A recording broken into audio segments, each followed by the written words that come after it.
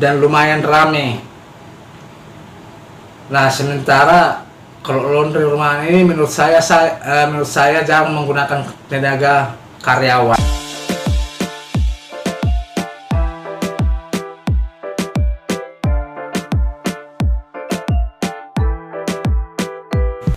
Halo sobat, berjumpa lagi di channel saya, yaitu channel tentang tutorial usaha laundry. Bagaimana kabar para sobat? Mudah-mudahan dalam keadaan sehat di saat menjalankan usaha laundrynya masing-masing, dan semoga usahanya lancar-lancar saja. Jadi topik kita kali ini sobat, yaitu membahas sebuah pertanyaan atau menjawab sebuah pertanyaan ya. Ini pertanyaan sudah beberapa hari tapi bolak-balik sampai kemarin dia masih bertanya. Dimana pertanyaannya, Pak, sekedar cerita, bukan juga nggak bersyukur. Saya membuka laundry rumahan dan tiap hari pemasukan selalu ada. Maksudnya pakaian kotor selalu ada, diambil langsung antar jemput lah berarti ini. Nah, di situ diantar langsung dia mengambil baju kotor, jadi antar jemput. Nah, jadi dia hanya bekerja sendiri. Dia mengatakan saya mengerjakan dengan sendiri. Dan akhir-akhir ini semakin ramai dan ujung-ujungnya keteter. Solusinya di mana? Nah, sebenarnya sih ini agak rumit ya. Karena saya bilang rumit, dia status laundry rumahan. Nah, status laundry rumahan dan lumayan rame. Nah, sementara kalau laundry rumahan ini menurut saya jarang menggunakan tenaga karyawan. Nah, jadi dia minta solusinya bagaimana cara mengatasi ini, karena saya sudah keteteran. Ya, memang benar, ibu ini bukannya tidak bersyukur. Nah, seperti ini memang wajib kita jempolin. Dia laundry rumahan tapi ramenya lumayan. Nah, pendek cerita, itulah laundry rumahan. Jangan disepelekan, ya kan? Laundry rumahan itu ada juga yang berkembang seperti contoh ibu ini. Nah, cuman permasalahannya ibu ini keteter mengerjakan. Nah, dia minta solusi. Kalau menurut saya pribadi, seperti yang saya katakan tadi, dia laundry rumahan yang jarang itu menggunakan tenaga karyawan. Lebih baik kita menggunakan tenaga freelance. Nah, freelance ini kan istilahnya tidak harus kerja tiap hari di saat kita membutuhkan dianya. Nah, tapi kalau masalah upah saya tidak tahu ya.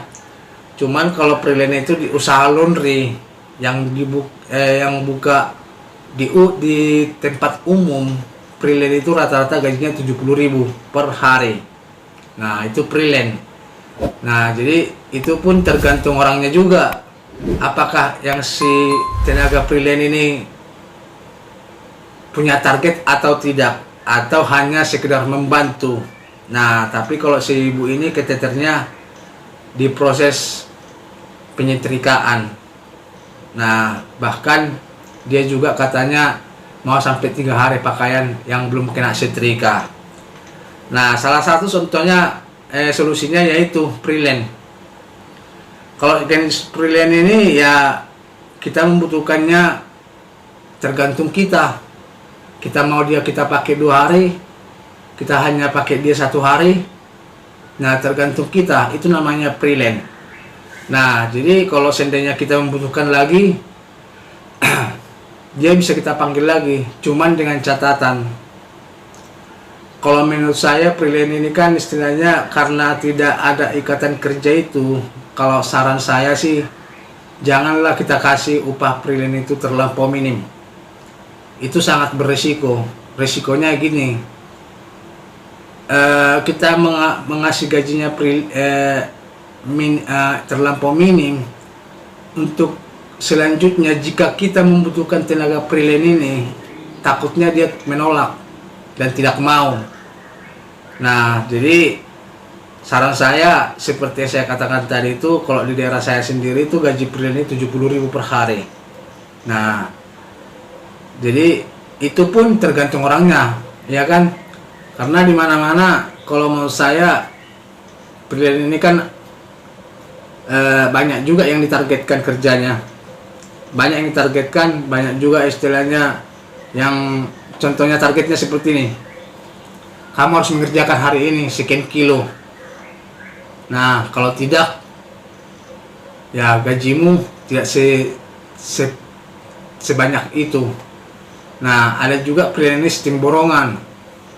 Harus bisa dikerjakan satu hari ini dalam nominal sekian kilo. Atau contoh 40 kilo lah, harus bisa.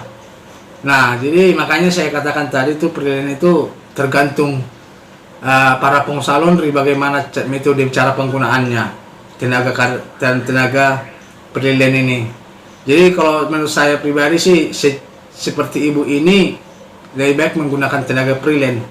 Kenapa saya menganjurkan freelance? Karena dia masih posisi dalam laundry rumahan. Nah, dia buka di rumah sendiri. Bahkan seperti yang dikatakannya itu beberapa hari yang lalu juga dia belum memiliki lahan atau belum memiliki modal untuk membuka lahan. Mungkin ibu ini lagi mengumpul-ngumpul. Nah, jadi pada inti penjelasan saya kali ini, jika terjadi seperti ini, seperti kasus ibu ini atau permasalahan ibu ini, lebih baik menggunakan tenaga freelance. Nah, lain hal kita membuka usaha laundry di tempat umum, itu juga di tempat umum masih ada juga menggunakan tenaga freelance walaupun dia udah punya karyawan. Karena kenapa? Kalau kita membuka usaha laundry di tempat umum, karyawan hanya satu, nah kadang-kadang kan tidak terkejar. Nah, di saat itu kita juga membutuhkan tenaga freelance. Nah, jadi menurut saya pribadi ya, tapi itu tergantung si ibu ini mau melakukan atau tidak. Intinya tidak salah kita memanfaatkan tenaga freelance di saat keadaan mendesak atau di saat keadaan kita membutuhkan. Nah, jadi wajar. Tapi ingat, saya mengatakan tadi, dimanapun usaha laundry rumahan itu belum pernah ada yang namanya punya karyawan, yang pernah saya dengar. Nah, tapi kalau ibu ini memang dia membutuhkan penjelasan dan membutuhkan solusinya bagaimana. Ya, solusinya yaitu menurut pengetahuan saya. Oke sobat, kira-kira sampai di sini penjelasan saya kali ini. Jangan lupa subscribe, ketik tanda lonceng supaya tidak ketinggalan video saya berikutnya. Terima kasih dan sampai jumpa kembali.